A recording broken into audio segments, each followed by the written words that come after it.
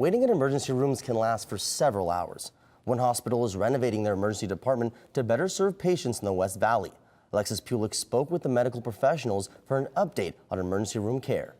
Emergency medicine can largely be seen as an ongoing, real-time needs assessment for the community around that hospital. Patients may have long wait times because there isn't enough time and staff to treat people quickly. We will take people and admit them, and often they will stay in the emergency department for 8 to 10 to 12 hours.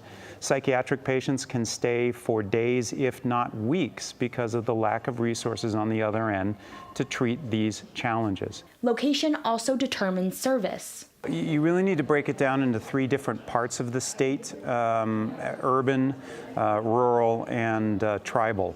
And those areas each have their own challenge. Across the country, not just in Arizona, it's fairly easy to find emergency physicians willing to work in urban areas, especially desirable urban areas. However, Boswell Medical Center, as a part of its hospital's renovations, is building a bigger ER department to serve the growing West Valley. Our current emergency department is not only old, but it only allows us to service about 40,000 patients a year. So this project allows us to expand to 62,000 patient visits a year. According to Flores, 85% of patient traffic comes from the ER department. The Banner medical staff is preparing to handle the influx. We're using more and more mid-level providers, so nurse practitioners, allied health providers, and there's a lot of ways that we can actually leverage our providers to be more productive. Regardless of new hospitals, Arizona needs to improve its overall standard of emergency room care. According to the American Emergency Care Environment Report Card, Arizona gets an F in access to emergency room care. Long story short,